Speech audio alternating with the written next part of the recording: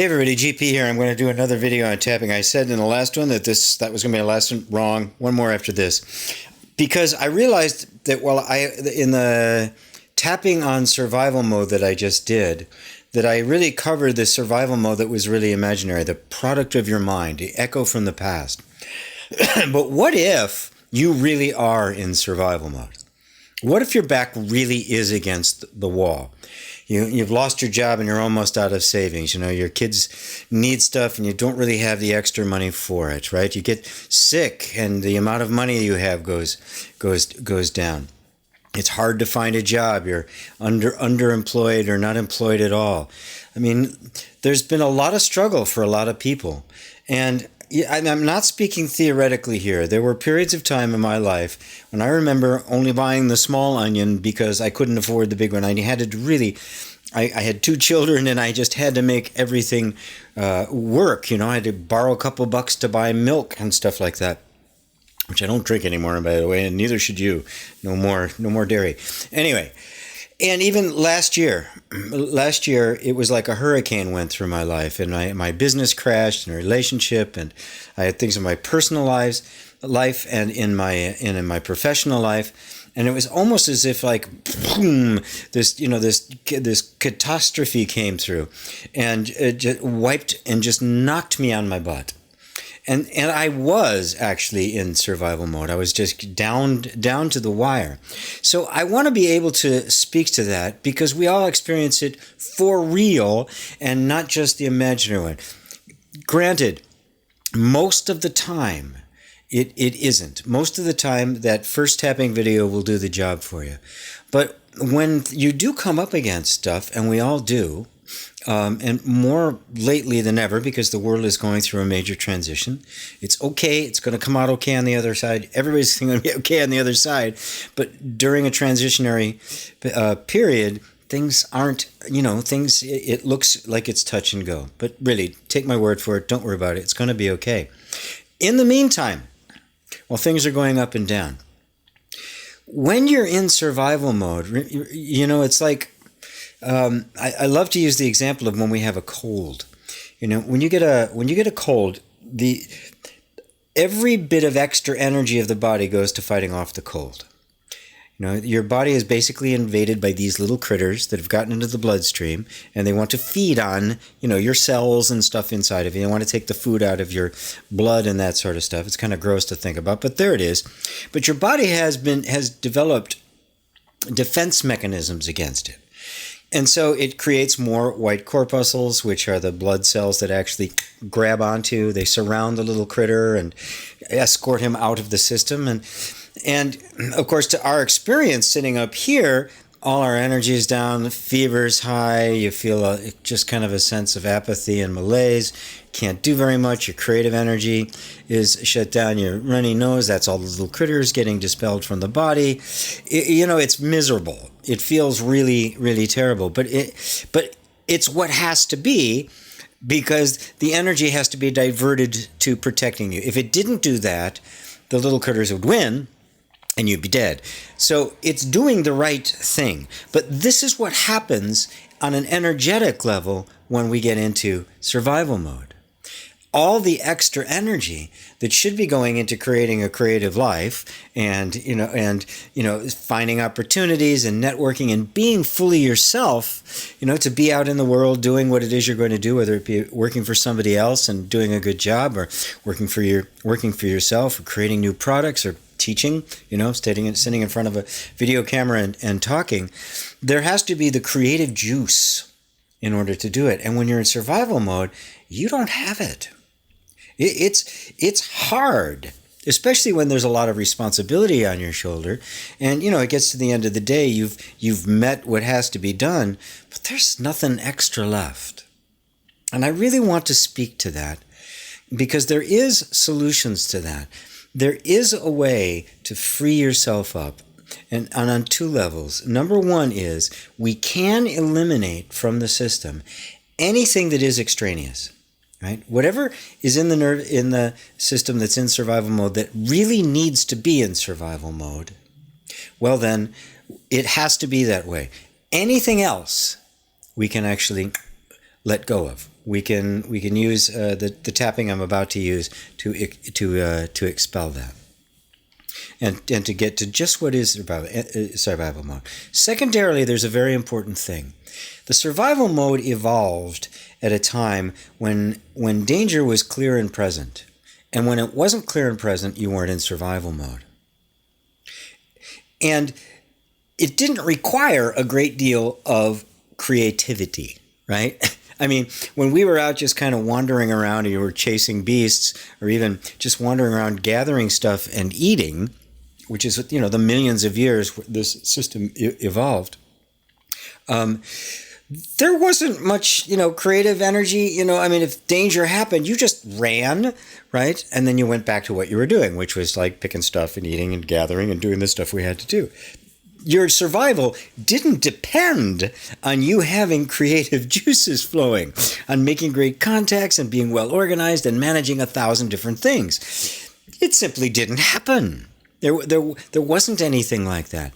So being in survival mode and sapping that actually increases the feeling of being in survival mode, because you can't do the things that get you out of it. It's not like, if I'm being chased by the bear, I run, right? And if I can run just a little bit faster than the bear, just a little longer than the bear, to get, higher than the tree than the bear can climb, I survive. I'm successful. If not, game over. I'm bear food. It really was that simple. So we have to be able to address the fact that the survival mode is counterproductive now. And we have to acknowledge it, give it space, but also free up the energy at the same time, so that we can get into a state of being peaceful and calm and courageous and creative, even when we really are in danger. And that's a big difference, and that's what I want to address. So let's address the first part of that first, which is making sure that nothing extra is there. Just the need, just the fact that you are in survival mode because of an imminent danger. So, even though I really am in imminent danger, and I need to be in survival mode, my system needs to be triggered like this. I deeply and completely love and accept myself just as I am. Even though it is legitimate that I am in survival mode, there really is a danger. I really am threatened. I totally love and accept myself anyway. So even though there is a danger, I am choosing to deal only with that danger, to let go of all the stories about it, all the interpretation, all the advice, both advised and ill-advised. And I'm open to the possibility that I can see things just as they are, clear-sighted, even in the midst of danger. And I love and accept myself anyway. Always got to throw that in. All right, let's tap through the points. Okay, I really do have a problem. This really does need to be dealt with. And so I need all of my inner resources. I know that some of my energy has to be diverted. But I can't meet this threat simply by running.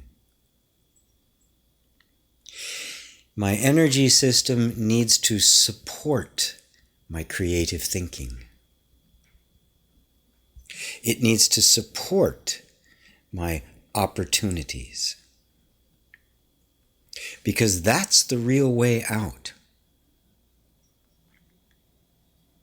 I know it's used to just running, fighting or fleeing. But that actually puts us in more danger now. So I'm asking the system to completely let go. Yes, we have to stay on alert, but I'm opening up to be alert, not just to danger, but to opportunity. Alert to fresh ideas, fresh insights. Even open to feeling surprisingly calm, full of faith. I have been through hard times before, and I have come out better. I have landed on my feet. I know I have the inner resources, and I'm letting my nervous system know we need those resources. We need to energize those resources. I need to be at my best.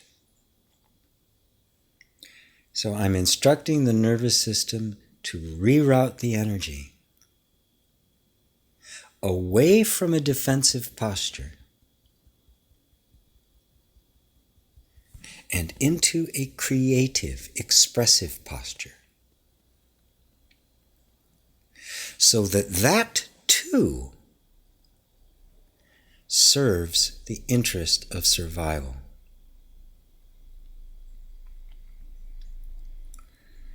We're not in the jungle anymore. Survival depends upon creative expression. I know my energy system is smart, and it can deliver what I need. Thank you for taking such good care of me. Thank you for being so loyal and attentive. I know you can do this, and I love you. All right, now take a deep breath. I just asked it to move, your whole energy, to move into a different position, right? To free up that. Yes, you're in survival mode, but we're going to move now into taking survival mode, and the energy of defense is the creative expression, because your creative expression is what you need right now. Okay, well, in that last tapping around, I ended up covering both of those instead of just one. So I'm just gonna pick up and continue on it, the idea, and try to anchor this into the system. So let's just tap through the points. So even though I'm in survival mode, there really is danger. And I know that parts of me have to remain there, have to be alert. All this alertness isn't really doing very much for me. I don't need to see more danger. I certainly don't need to theorize about what could possibly go wrong. So I totally ask the system to drop that. I don't need to anticipate what could go wrong. I don't need to be forecasting worst-case scenarios. I don't have to be designing defense strategies. I only need access to my creative juices.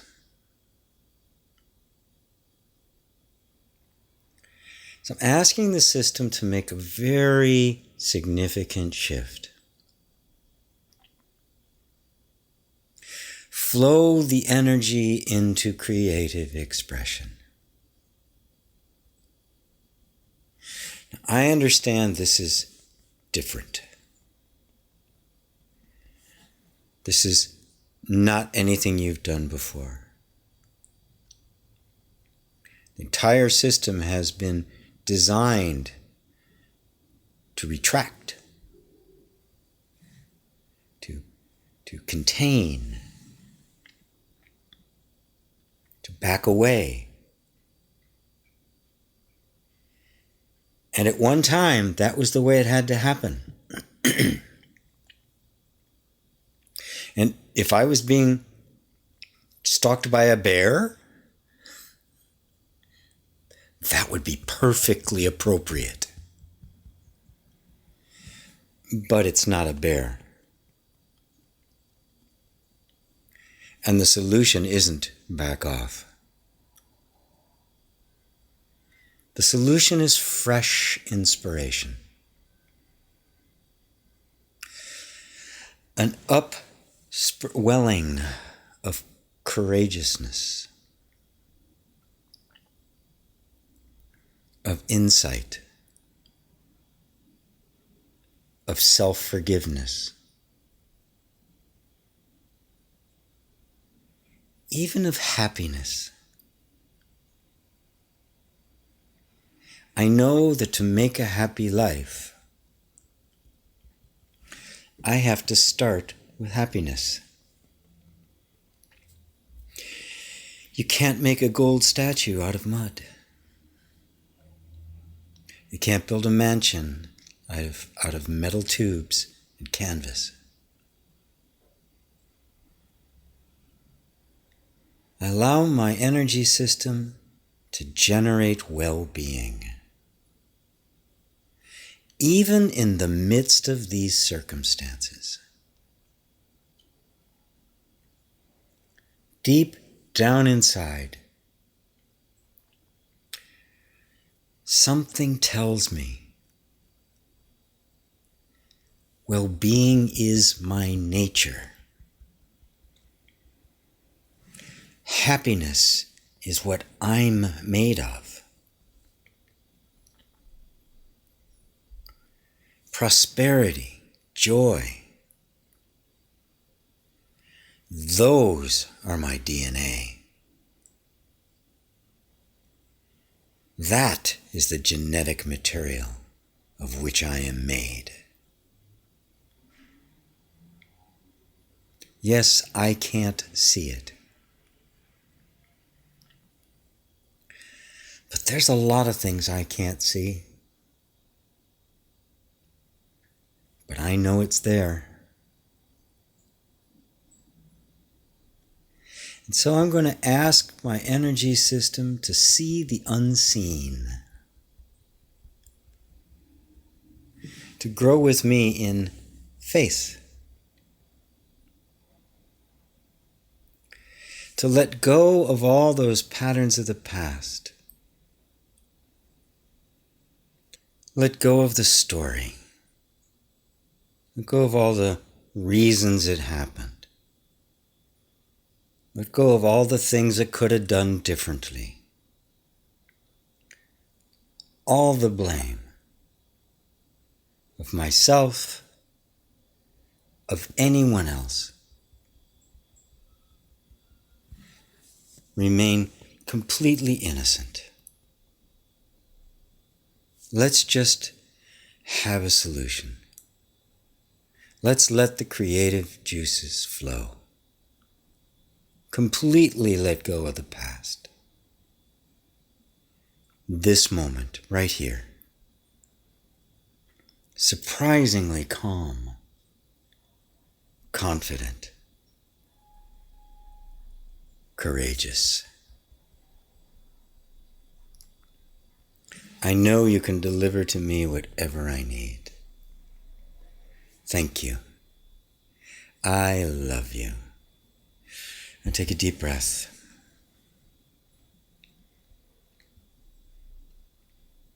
So remember, when we really are threatened with something, our instinct is going to be to want to back away, run away from it. But more times than not in our modern world, that isn't the right response. Moving towards it, moving into it, sinking into that feeling, and being totally present with what's here. And then to remember that the new way to be in survival mode is to be not in defensive mode, but in expressive mode. Because these days, survival is guaranteed by the continual flow of our expressive creative energy. All right, now there's one more video. Thanks for listening. Namaste.